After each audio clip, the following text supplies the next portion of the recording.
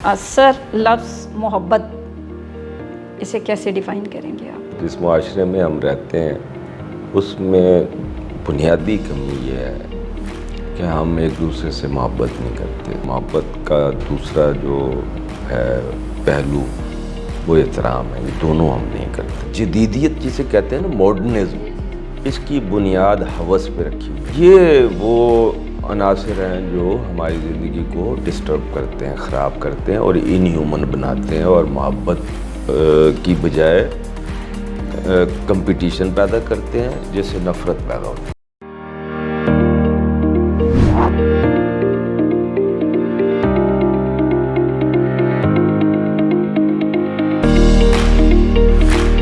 बिस्मिल्लाहिर्रहमानिर्रहीम। अस्सलाम वालेकुम नाज़रीन, मैं आयशा अज़ीम आपकी खिदमत में हाज़िर हूँ दुनिया अदब के रोशन सितारों के साथ the sharing of professional wisdom में। आज हमारे साथ मौजूद हैं डॉक्टर ज़ियाउल हसन साहब। डॉक्टर ज़िया हमजहद शख्सियत हैं, शायर हैं, नक्काद हैं, कॉलम निगार हैं, लिखारी हैं, मुहक्किक हैं और सबसे बढ़कर हर दिल अज़ीज़ उस्ताद हैं। उनके साथ तशरीफ़ रखती हैं हमीदा शाहीन साहिबा, आला पाई की शायर, अफसाना निगार, उस्ताद और ज़िया साहब की निस्बत बेहतर हैं। मैं इस खूबसूरत अदबी जोड़ी को कासिम अली शाह फाउंडेशन में खुशामदीद कहती हूँ। सर, सबसे पहले तो ये बताइए कि एक म्यान में दो तलवारें नहीं रह सकती, तो एक छत के नीचे दो शायर, दो कलमकार, दो उस्ताद, दो अफसाना निगार कैसे रहते हैं? देखिए, अगर आप शायरी का, अदब का और इल्म का एहतराम करते हो तो फिर कोई मुश्किल नहीं होती। मैं हमीदा शाहीन का बतौर शायरा बहुत एहतराम करता हूँ और ये बिल्कुल साफ़ तौर पे समझता हूँ कि वो मुझसे बेहतर शेर कहती हैं। मुझे अपने से बेहतर शेर कहने वाला हर आदमी अच्छा लगता है। इनसे तो ज़ाहिर है मेरा बहुत ज़्यादा, मतलब ज़्यादा से ज़्यादा कुर्बत का ताल्लुक़ यही होता है। लेकिन वैसे भी मुझे इल्म से मुंसलिक और अदब से मुंसलिक सब लोग बहुत अच्छे लगते हैं। ये बहुत अच्छी उस्ताद भी हैं, मैं इसका भी बहुत एहतराम करता हूँ। और जब मैं पंजाब यूनिवर्सिटी में पहले साल मैंने एमफिल की क्लास को इल्मुल हदीस पढ़ाया तो मैंने बाकायदा ज़ानुए तलम्मुस तय करके इनसे इल्मुल हदीस पढ़ा। तो इस हवाले से मेरी उस्ताद भी हैं। तो ज़ाहिर है कि हो सकता है किसी हवाले से मैं भी इनका उस्ताद हूँ। ज़ाहिर है हम सब एक दूसरे से सीखते सिखाते रहते हैं। तो ये हमने सीखा कि एहतराम का ताल्लुक़ मोहब्बत के ताल्लुक़ से ज़्यादा अहम होता है। मोहब्बत भी बहुत अहम होती है लेकिन एहतराम उससे भी अहम होता है और कोई मोहब्बत अच्छी मोहब्बत नहीं होती जिसमें एहतराम ना हो। तो हम एक दूसरे का एहतराम करते हैं अल्हम्दुलिल्लाह, जिसकी वजह से हमें कोई मुश्किल पेश नहीं आती। वैसे ये कि घरेलू हमें ये मालूम है कि जब हमने यूनिवर्सिटी से बाहर निकलना है तो यूनिवर्सिटी को वहीं छोड़ देना है और जब घर में आना है तो फिर हमने घर के एक फ़र्द के तौर पे ज़िंदगी गुजारनी है, ना शायर के तौर पर, ना अदीब के तौर पर, ना उस्ताद के तौर पर। ज़बरदस्त। ये बहुत बड़ी बात है कि इस दौर में, इस मुआशरे में, हमारे मुआशरे में जहाँ मर्द की हुकूमत है वहाँ एक बीवी की उस तख्लीकी सलाहियत का बरमला एतराफ़ कर रहे हैं। आप इसको कैसे देखती हैं? मैं बहुत मुख्तसर सी बात करूँगी आपके इस सवाल पे कि अगर हम ख़ुद को तलवार समझना छोड़ दें तो हम कहीं भी किसी के साथ भी रह सकते हैं। क्या?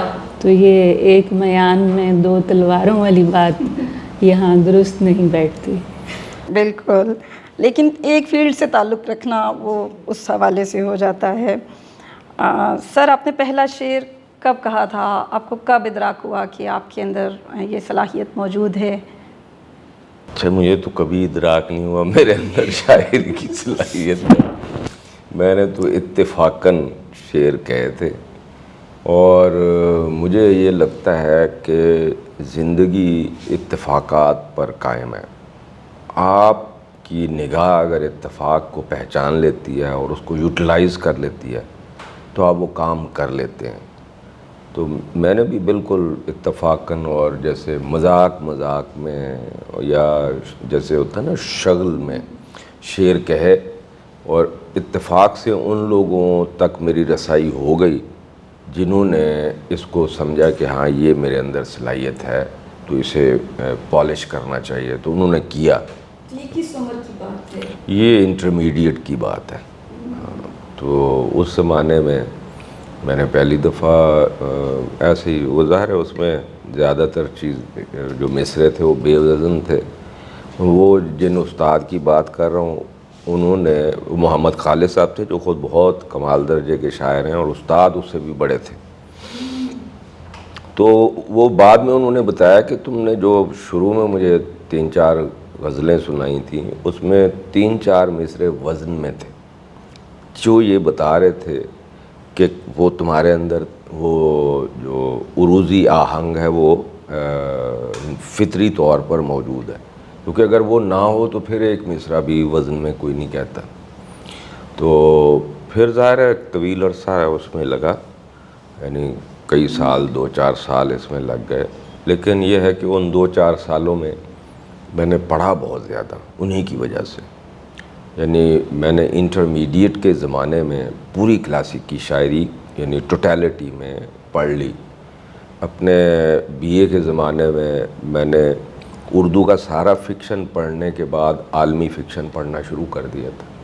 جب میں ایم اے کے لیے اورینٹل کالج گیا تو میرے اندر ایک زوم تھا کہ میں نے بہت پڑھا ہے۔ وہاں پھر مجھے سجاد باقر رضوی ملے جنہوں نے سب سے بڑا احسان میری ذات پر یہ کیا کہ وہ زوم توڑ دیا، اور یہ احساس پیدا ہوا کہ میں تو کچھ بھی نہیں پڑھا، ابھی تو بے پناہ پڑھا ہے جو پڑھنا چاہیے۔ تو یہ میری گڈ لک ہے کہ مجھے ہمیشہ بہت کمال کے استاد ملے ہیں جنہوں نے مجھے بنانے میں بڑا کردار ادا کیا ہے۔ زبردست سر، لیکن اب یہاں ایک سوال جو آج کے معاشرے کا المیہ بھی ہے کہ آج کتاب پڑھنا ختم ہو رہا ہے۔ ہماری نسل جس کو ہم پڑھا رہے ہیں، جو ہمارے پاس ہے، وہ اتنا پڑھتے نہیں، لیکن دوسری طرف یہ بھی حقیقت ہے کہ اچھا لکھنے کے لیے اچھا پڑھنا بہت ضروری ہے۔ اچھا دیکھیں، میں تو اس دنیا کو 1980 سے شعور سے دیکھ رہا ہوں۔ 1980 سے اب تک ایک چیز کم از کم میں اورینٹل کالج کے حوالے سے آپ کو پورے وثوق سے بتا سکتا ہوں کہ ہمارے زمانے میں بھی جو طالب علم تھے وہ کورس ہی پڑھتے تھے، نصاب پڑھتے تھے، اور نصاب سے مراد ہے نصابی موضوعات۔ نصاب میں شامل ٹیکسٹ بھی نہیں پڑھتے تھے۔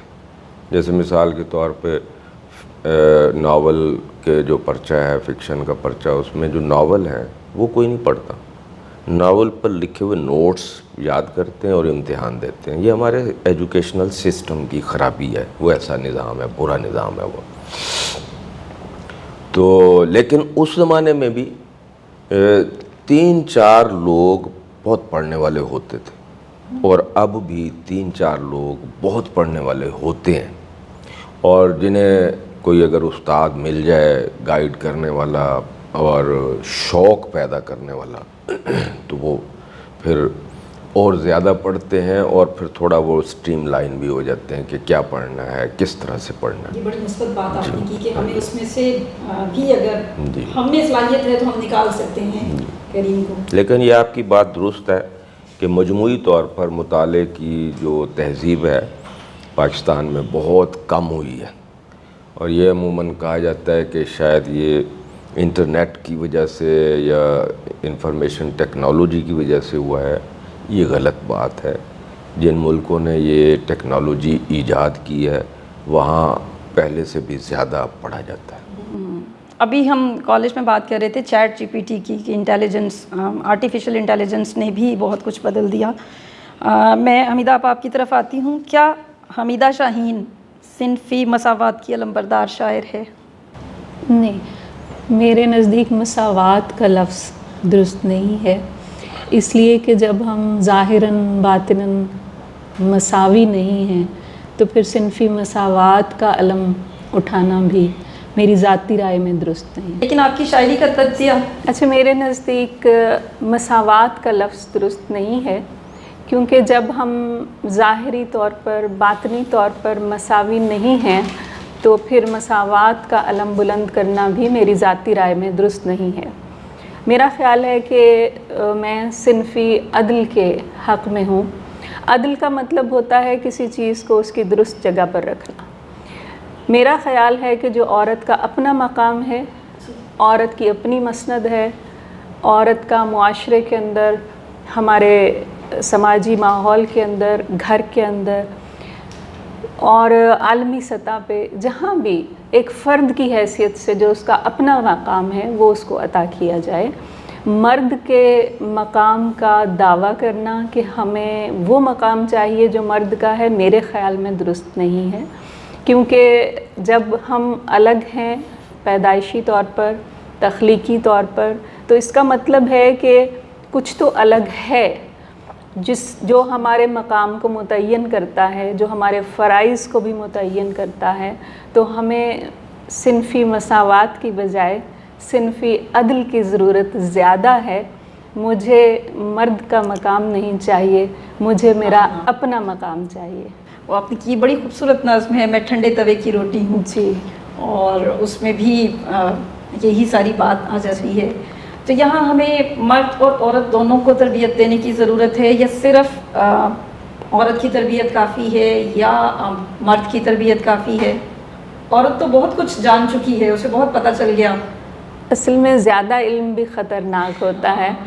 تو اب اس وقت ہمیں جو فیمنزم کی صورتحال نظر آ رہی ہے اس میں یہی امبیلنس ہے، عدم توازن ہے کہ عورت بہت زیادہ جان گئی اپنے حقوق کے بارے میں، لیکن دیگر معاشرے کو بتانا یہ ضروری تھا اور اب بھی ضروری ہے کہ انہوں نے عورت کو مقام کیسے دینا ہے۔ بالکل۔ تو اس کے لیے مرد کی تربیت زیادہ ضروری ہے کہ وہ کس طرح سے عورت کو اپنے ساتھ لے کر اس کے جو حقوق ہیں، اس کے اپنے حقوق ہیں، وہ دیتے ہوئے کس طرح سے معاشرے کے اندر زندگی کو توازن میں رکھ سکتا ہے۔ تو تربیت اور تعلیم دونوں کی اشد ضروری ہے۔ صرف عورت کو یہ بتا دینا کہ آپ کے یہ حقوق ہیں، یہ حقوق ہیں، یہ حقوق ہیں، اس سے حقوق مل نہیں جاتے، بلکہ عورت کے اندر انتشار پیدا ہوتا ہے، عدم اطمینان پیدا ہوتا ہے، جو کہ ہمیں دکھائی بھی دیتا ہے اور وہ پھر نعروں کی شکل میں نکلتا ہے، جبکہ اس سے مسئلہ حل ہونے والا نہیں ہے۔ جس نے لے کر چلنا ہے ساتھ، اس کو معلوم ہونا چاہیے کہ مجھے اس کو اپنی پشت کے پیچھے لے کر نہیں چلنا، بلکہ پہلو بہ پہلو لے کر چلنا ہے۔ بیٹوں کی تربیت اس طرح جی بالکل بالکل۔ آپ وہ نظم سنا دیں، میں ٹھنڈے توے کی روٹی، میری تو وہ فیوریٹ نظم ہے۔ بہت شکریہ، میں سنا دیتی ہوں۔ اس کا عنوان ہے ایک بے دھیانی، نظم کا عنوان ایک بے دھیانی۔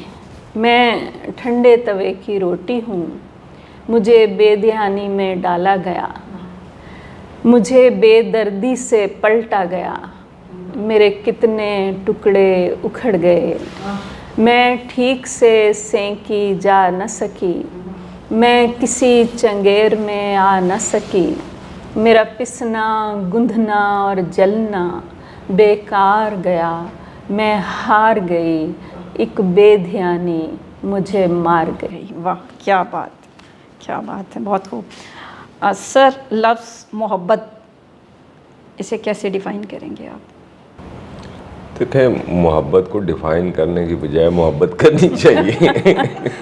یس، ہمارا جس معاشرے میں ہم رہتے ہیں اس میں بنیادی کمی یہ ہے کہ ہم ایک دوسرے سے محبت نہیں کرتے، اور ظاہر ہے پھر محبت کا دوسرا جو ہے پہلو وہ احترام ہے، یہ دونوں ہم نہیں کرتے۔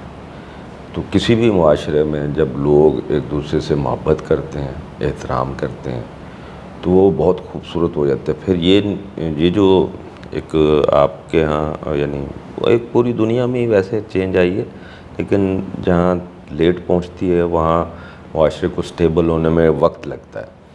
تو یہ ہوا کہ اب ہر آدمی جو ہے، ایک چیز لفظ آپ نے سنا ہوگا کمپٹیشن، اسے بڑا اچھا سمجھا جاتا ہے، حالانکہ یہ بالکل اچھا نہیں ہے۔ اس لیے کسی طرح کا بھی کمپٹیشن کبھی بھی اچھا نہیں ہوتا، وہ سرمایہ داری نظام کا پیدا کردہ ہے، نظام ہمیں کہتا ہے کہ کیوں مثلا میں نے ایک گاڑی لی ہے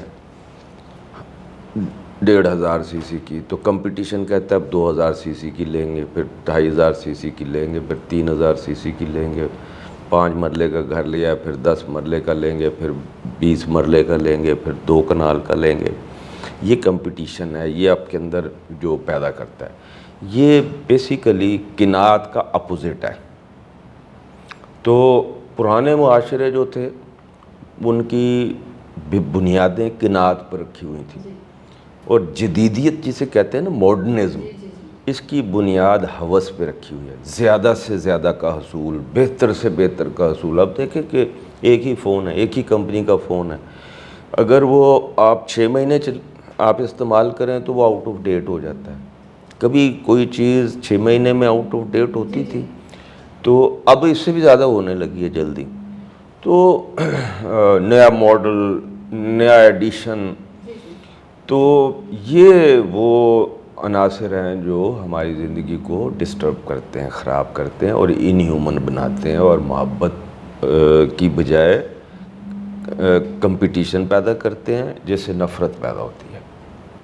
بالکل، میں نے کسی شاعر کا انٹرویو سنا، انہوں نے کہا رومان شاعری کے لیے ضروری نہیں ہے، فکر ضروری ہے۔ مجھے تھوڑا سا اعتراض تھا کہ رومان کے بغیر شاعری کیسے ہو سکتی ہے؟ رومان تو بہت ساری چیزوں سے ہے، فطرت سے بھی ہے۔ دونوں لازم و ملزوم ہیں۔ اگر الگ الگ ہوں تو بڑی شاعری پیدا نہیں ہوتی، یعنی صرف رومان ہو تو ایک رومانوی شاعر پیدا ہوگا جو کبھی بھی کوئی بھی عظیم شاعر صرف رومانوی یا صرف فکری نہیں ہوتا۔ میر سے ہوں، غالب ہوں۔ اب یہ میں نے ابھی ان کو دیتے ہوئے آواز کا ٹیسٹ، میں نے ان کو جو مصرع پڑھا تھا، وہ دیکھ کتنا خوبصورت ہے۔ آئینہ کیوں نہ دوں کہ تمنا کہیں جسے، ایسا کہاں سے لاؤں کہ تجھ سا کہیں جسے، پھونکا ہے کس نے گوش محبت میں ہے خدا، افسون انتظار تمنا کہیں جسے۔ اب یہ دونوں شعر انتہا درجے کے فکری ہیں اور کتنے خوبصورت ہیں، کتنے رومانوی ہیں، ٹھیک ہے۔ تو رومان اور فکر اتنے آپس میں گندے ہوئے کہ دونوں کو الگ کرنا ممکن نہیں ہے۔ تو جہاں الگ ہوتے ہیں، ایسے ہوتے ہیں شاعر جو فکری ہوتے ہیں، ایسے بھی ہوتے ہیں جو رومانوی ہوتے ہیں، وہ ادھورے ہوتے ہیں۔ جو شاعری ہے وہ رومان یا جمال میں لپٹی ہوئی عظیم ترین انسانی فکر کو شاعری کہتے ہیں۔ فکر کے بغیر تو شاعری ایک اتھلی اور سطحی چیز ہے، جیسے کہ ہو رہی ہے، جیسے کہ ہر دور میں ہوتی ہے۔ ہر دور میں ایک ہی غالب ہوتا ہے، ہر دور میں ایک ہی میر ہوتا ہے، ہر دور میں ایک ہی اقبال ہوتا ہے، تو یا ایک ہی راشد ہوتا ہے۔ تو باقی شاعر جو ہیں وہ ایک فضا بناتے ہیں، ان کا کوئی دوسرا مصرف نہیں ہے۔ وہ ایک فضا بناتے ہیں تاکہ ہم اقبال کو پڑھ سکیں، وہ فضا بناتے ہیں تاکہ غالب کو پڑھ سکیں، میر کو پڑھ سکیں۔ تو اس لیے، اور وہ شاعر ہوتا ہے جو ٹوٹیلٹی میں زندگی کو دیکھ رہا ہوتا ہے۔ مطلب آپ یہ جاننا چاہیں کہ 20ویں صدی کے نصف اول میں انسان کیا تھا، کیوں تھا، کیسا تھا، کتنا تھا، تو اقبال بتائے گا، کوئی دوسرا شاعر نہیں بتائے گا۔ کوئی شاعر کچھ بتائے گا، کچھ بتائے، جیسے مثال کے طور پہ کہ فراق کے ہاں ایک بڑا خوبصورت رومان آپ کو ملے گا، یگانہ کے ہاں ایک بڑا زہریلا طنز آپ کو ملے گا، لیکن اقبال کے ہاں یہ سب بھی ہوگا اور اس کے ساتھ کچھ اور بھی ہوگا جو ہم جانتے ہیں کہ اقبال کے پاس ہے۔ تو یہی میر اور یہی غالب کے ساتھ ہے۔ تو باقی شاعر جو ہم سب ہوتے ہیں، ہم اس کے لیے ہوتے ہیں۔ اب ہماری بدقسمتی کہ ہم جس زمانے میں ہیں وہ شاعری کا زمانہ نہیں ہے۔ دنیا میں 20ویں صدی کے نصف آخر سے لے کے اب تک پچھلی پون صدی میں کوئی عظیم شاعر پیدا نہیں ہوا۔ دنیا میں اس سارے عرصے میں عظیم فکشن نگار پیدا ہوئے ہیں، بہت زیادہ ہوئے ہیں، ہم سب ان کو جانتے ہیں۔ ابھی پچھلے دنوں کنڈیرا دنیا سے گئے، 2-4 سال پہلے مارکیز دنیا سے گئے، وہ ہمارے ہم عصر تھے، ہمارے ہوتے ہوئے وہ عظیم ناول لکھ رہے تھے۔ جتنا عظیم ناول نگار کنڈیرا ہے یا جتنے عظیم اس کے ناول ہیں، ویسی شاعری دنیا پوری میں کہیں نہیں ہے۔ ہم اب جس دنیا میں ہیں اسے گلوبل ورڈ کہتے ہیں نا, گلوبل ویلیج کہتے ہیں, وہ اس لیے کہتے ہیں کہ اب ہمیں معلوم ہے دنیا میں کہیں کچھ ہوتا ہے ساری خبر ہمیں پہنچ جاتی ہے اسی وقت, انٹرنیٹ کی وجہ سے, انفارمیشن ٹیکنالوجی کی وجہ سے. تو ہمیں معلوم ہے کہ پچھلی پون صدی میں دنیا میں کوئی عظیم شاعر پیدا نہیں ہوا, دنیا میں عظیم ناول نگار پیدا ہوئے ہیں. بالکل. تو سر جب ہم جدید غزل کی بات کرتے ہیں تو کیا ہم کسی مروجہ اسلوب یا ڈھانچے کو توڑنے کی بات کرتے ہیں؟ جی, جب ہم جدید غزل کی بات کرتے ہیں تو سب سے پہلے تو یہ ہے کہ ہم کلاسیکل جو ضابطے ہیں اس کو توڑنے کی بات کرتے ہیں, ٹھیک ہے. تو کلاسیکل ضابطے جب ہم توڑتے ہیں تو وہ صرف شعر کہنے کا اسلوب نہیں توڑتے, ہم اس زندگی کو بھی توڑتے ہیں. تو جدیدیت کی بنیادیں جس زندگی پر تھیں یا جس نظام اقدار پہ تھیں یا جس اخلاقیات پر تھیں یا جن انسانی قدروں پر تھیں, وہ متضاد ہیں ان قدروں کے جو کلاسیکی دور میں تھی. مثال کے طور پہ صرف ایک بات بتاؤں کہ پرانی جو ہماری کلاسیکی زندگی تھی وہ کولیکٹیو لائف تھی, اس کی بنیاد اجتماعیت پر تھی, اور جو جدید ہے زندگی ہے اس کی بنیاد انڈیویجولزم پر ہے, انفرادیت پر ہے, ٹھیک ہے. تو نتیجتاً آپ دیکھیں ہمارا جو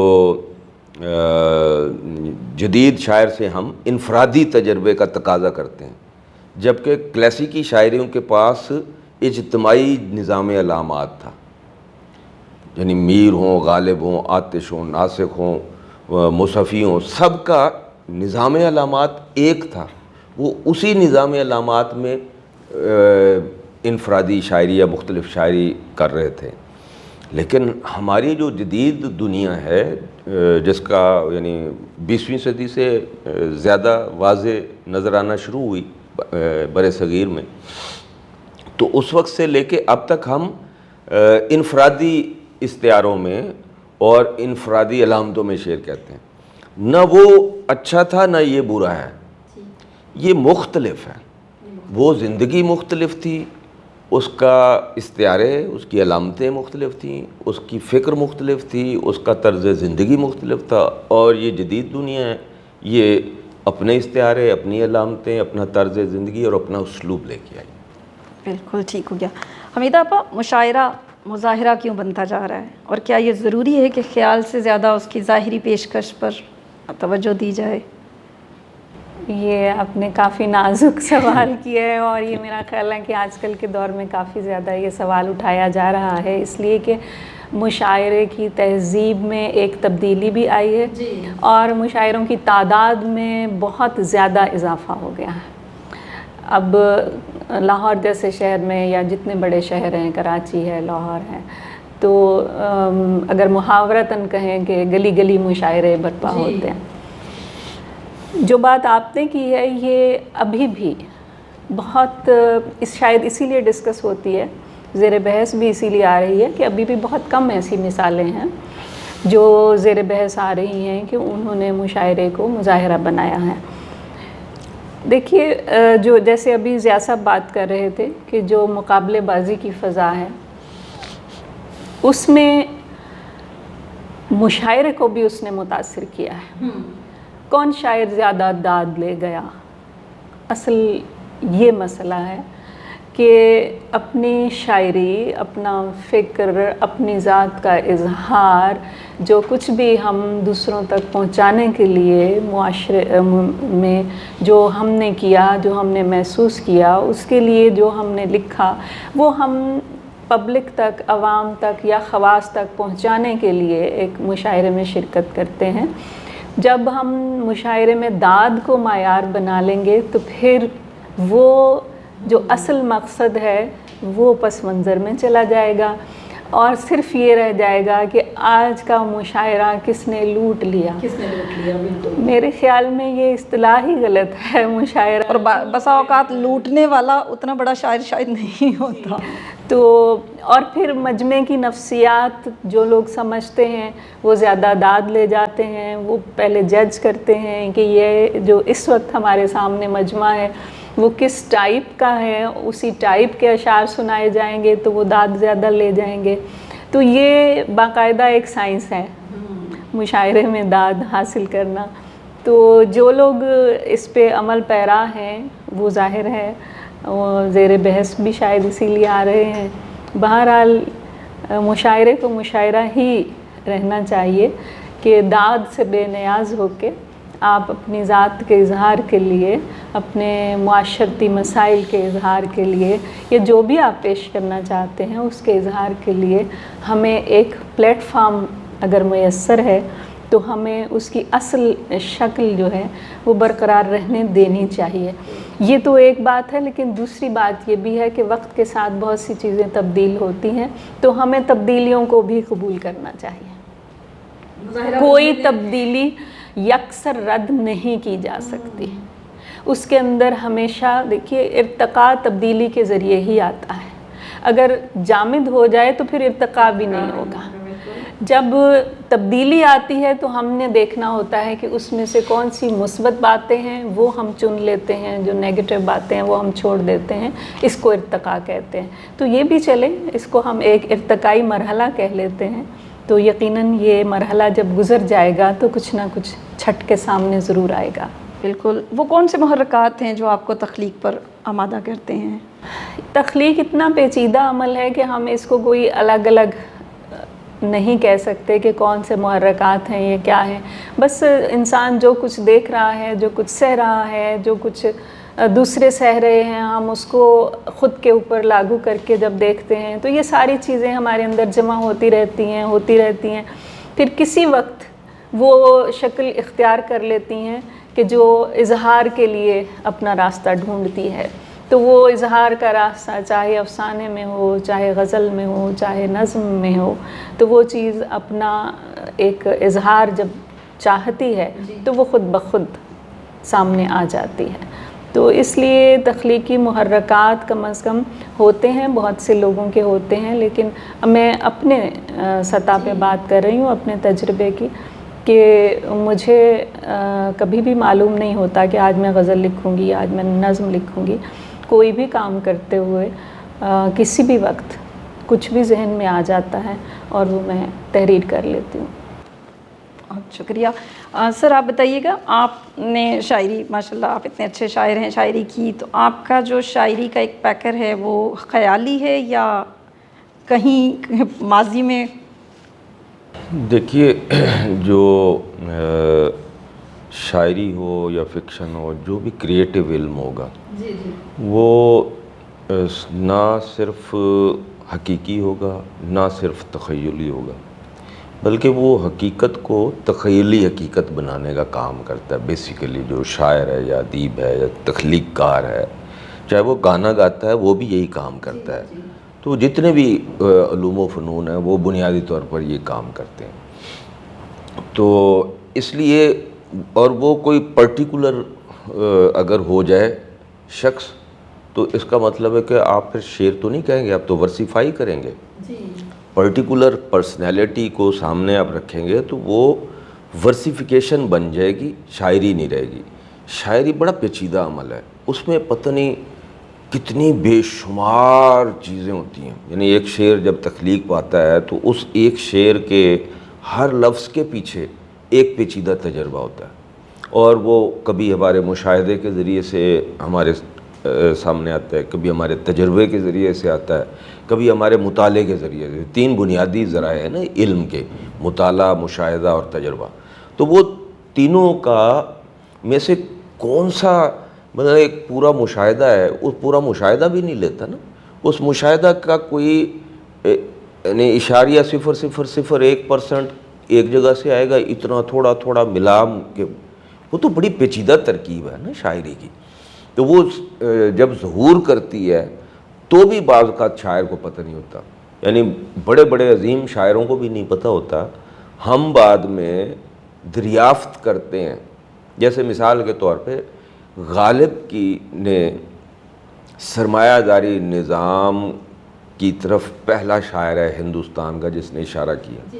غالب کو تو نہیں پتہ تھا، یہ تو ہم نے نکالا اس کی شاعری میں سے. اس نے یہ یعنی لاشعوری طور پر یا امیجینیشن کے ذریعے سے دریافت کیا. شاعر کی امیجینیشن شاعر سے بڑی ہوتی ہے. تو یا اس کے شعور سے بڑی ہوتی ہے کم از کم. شعور بہت چھوٹا ہے, شعور بہت چھوٹا ہے. آپ یہ سمجھیں کہ زیادہ سے زیادہ انسانی وجود کا 5% ہے, اس کا 95% اس کی لاشعور کی عظیم و شان دنیا ہے. اس میں آپ یعنی ہم نے پڑھا یونگ وغیرہ کو کہ وہ تو پچھلے 12,000 سال اور 70,000 سال کے تجربات بھی ہماری جینیٹکس کے ذریعے ہمارے ساتھ موجود ہوتے ہیں نا. تو بعض اوقات شاعر امیجنیشن کے ذریعے 70,000 سال پہلے کے تجربے کی کوئی چیز, کوئی ایک رمق بھی ساتھ اس کے مل جاتی ہے. تو اتنی پیچیدہ چیز ہے. بالکل سر, بالکل وقت ہمارے پاس کم ہے, ورنہ میرا دل تھا کہ میں آپ کو سنتی چلی جاؤں. جو نئے لکھنے والے ہیں, ہمارے نئے شاعر, نوجوان شاعر ہیں, اس طرف آئے ہیں, ان کے لیے آپ کیا ان کو رہنمائی دیں گے کہ وہ اچھا کلام لکھ سکیں, ان کا تخیل بہتر ہو سکے؟ دیکھیے, شاعری کا زمانہ ختم ہو گیا دنیا سے. سرمایہ داری نظام جس معاشرے کو, جس دنیا کو پیدا کیا ہے, وہ شاعری بیان نہیں کر پا رہی. یہ نہیں کہ کر نہیں سکتی, کر سکتی ہے, کر نہیں پا رہی, کیونکہ یہ میٹافر کے سے زیادہ ہے. اب میٹافر سمجھنے والے وجود دنیا میں نہیں رہے, اس لیے شاعری نہیں سمجھتے. آپ یعنی 22 کروڑ عوام میں سے شاید پورے پاکستان میں 5, 7, 10, 15, 20 لوگ ہوں گے جو شاعری سمجھتے ہیں. 22 کروڑ شاعری نہیں سمجھتے, انہیں بالکل شعور ہی نہیں ہے کہ شاعری کیا شے ہے. تو اس زمانے میں شعر کہنے کے لیے اور ہر زمانے میں شعر کہنے کے لیے سب سے ضروری علم ہے. علم کے بغیر شعر نہیں کہا جا سکتا, کیونکہ شعر کہنے کی صلاحیت تو فطری ہے, گاڈ گیون ہے. اس کو آپ کیسے بہتر کرتے ہیں؟ علم کے ذریعے سے. اکتساب جو ہے اس میں وہ علم ہے. تو جو پہلے بھی آپ نے یہ بات کی اور بالکل بجا کی کہ ہمارے شاعر پڑھتے نہیں ہیں, ہمارے افسانہ نگار افسانہ نہیں پڑھتے, ہمارے شاعر شاعری نہیں پڑھتے. کوئی ہیں, اور وہی نمایاں بھی آپ کو نظر آتے ہوں گے, وہ پڑھتے ہیں. تو جو انبوہ ہے ایک شاعروں کا وہ نہیں پڑھتا. اور پھر یہ بات پہلی صدی عیسوی کے ایک نقاد تھے لونجائنس, انہوں نے کہا کہ شاعر کو سب سے زیادہ ضروری ہے کہ وہ روایت سے, ادب کی روایت سے آگاہ ہو. پھر اس نے وضاحت کی روایت کیا ہے. انہوں نے کہا روایت یہ ہے کہ پہلے نمبر پہ اسے اس زبان کے سارے ادب سے واقفیت ہونی چاہیے جس میں وہ لکھ رہا ہے. دوسرے نمبر پر اس خطے کی دوسری زبانوں میں جو ادب لکھا گیا وہ اس سے بھی واقف ہو. اور تیسری سطح پر وہ اس ادب سے بھی واقف ہو جو دنیا کی دوسری زبانوں میں لکھا جاتا ہے, ترجمے کے ذریعے ظاہر سے. اور اب ہم یہ کہتے ہیں, یہ میں اردو ادب میں پہلا آدمی تھا جس نے 1985 میں یہ فلوٹ کیا تھا آئیڈیا کہ اب کوئی عظیم شاعر پیدا نہیں ہو سکتا اردو میں جب تک وہ فزکس نہیں پڑھے گا, جب تک وہ سائنس نہیں پڑھے گا. سائنس جو فزکس کو پڑھتے ہیں, جو کوانٹم فزکس کو پڑھتے ہیں, وہ جانتے ہیں کہ اب تصوف بھی کوانٹم فزکس ہے اور شاعری بھی کوانٹم فزکس ہے. پڑھ کے دیکھیں, اس میں اتنا حسن, اتنا پھیلاؤ, اتنی گہرائی, اتنا جمال ہے اس میں. تو ہم چونکہ پڑھتے نہیں, ہمیں اس سے واقفیت بھی نہیں ہے. میں کوئی ایک آدھ بات بھی اگر آپ کو ایسے بتاؤں تو آپ کہیں گے کہ واقعی یہ تو بڑا کمال کی بات ہے, یہ تو بڑی یعنی اس میں تو بڑی وہ گہرائی ہے جو صوفیاء کے جو ہم افکار پڑھتے ہیں ان میں ہے, یا بڑے شاعروں, بڑے شاعر, بڑا صوفی, بڑا سائنسدان, بڑا عالم ایک ہی قبیلے کے لوگ ہیں, کوئی الگ نہیں ہے. اب ایک بات بڑی خوبصورت کی تھی شہزاد احمد نے, یہ گفتگو میں شہزاد صاحب سے اس لیے زیادہ ہوتی تھی کہ وہ سائنس پہ کام بھی کیا, انہوں نے نفسیات, فلسفہ اور سائنس پہ انہوں نے کافی کام کیا نثر میں. تو وہ ایک دفعہ میں ان کے پاس گیا, میں نے کہا کہ کتاب ایلن ووڈز اور ٹیڈ گرانٹ, دو سائنٹسٹ تھے, مارکسی تھے, انہوں نے کتاب لکھی تھی مارکسی فلسفہ اور سائنس, جدید سائنس.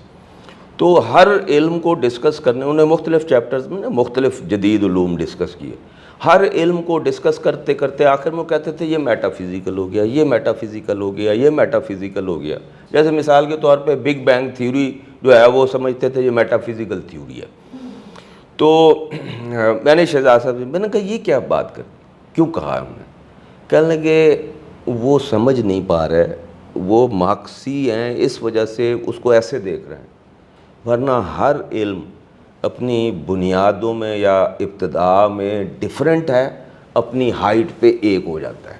تو سارے علوم الٹیمیٹلی ایک جگہ پہ جا کے مل جاتے ہیں، اور وہ یعنی اگر سائنسی یا علمی زبان میں بات کریں تو وہ کائنات کی دریافت کے عمل میں شریک ہیں سارے کے سارے علوم، اور مذہبی زبان میں بات کریں تو وہ کائنات کی دریافت کے ذریعے سے خدا تک پہنچنا چاہتے ہیں.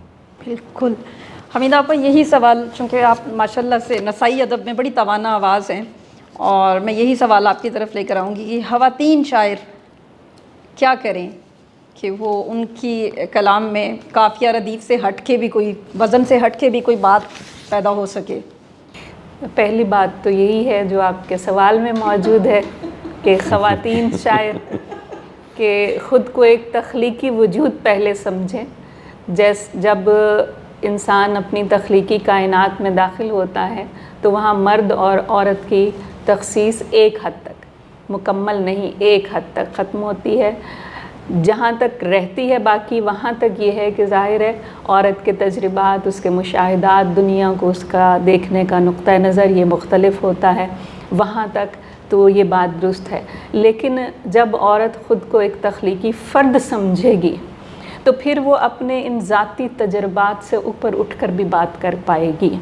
تو لہٰذا کوشش عورت کو بھی کرنی چاہیے کہ صرف اپنی ذات کے اندر گھومتی ہوئی، ذات کے ارد گرد گھومتی ہوئی اور اپنی ذات سے جنریٹ ہوتی ہوئی تخلیق پر ہی فوکس نہ کرے، بلکہ تھوڑا سا کائنات کو بھی دیکھنے کی کوشش کرے، اپنے ماحول کو، اپنے سماجی مسائل کو، اور جیسے ابھی ضیاء صاحب نے کہا کہ اس کے لیے دیگر علوم کا مطالعہ، اپنے علم جو آپ تخلیق کر رہے ہیں اس سے وابستہ اشیاء کے علاوہ دیگر علوم کا مطالعہ بھی اس کے نقطہ نظر کو وسیع تر کر سکتا ہے. اور اگر ابھی تک نہیں کیا تو اس کے پیچھے یہی محرکات ہو سکتے ہیں کہ اپنی ذات سے تھوڑا سا باہر قدم رکھنا اس کے لیے ضروری ہے. اپنی بصارت کو بصیرت میں تبدیل کریں. بصیرت میں تبدیل کریں. آپ دونوں کی آمد کا بہت شکریہ سر. میں دل سے بہت شکر گزار ہوں، اور میں سر کو رات کو کہہ رہی تھی کہ آئی ایم ریئلی اوبلائزڈ کہ آپ میرے بڑی مہربانی ہے پہ آئے یہاں. آپ کا بہت شکریہ قیمتی وقت سے، کیونکہ میں جانتی ہوں کہ سر کتنا بزی ہیں اور ان سے ٹائم لینا کتنا مشکل تھا. Thank you so much.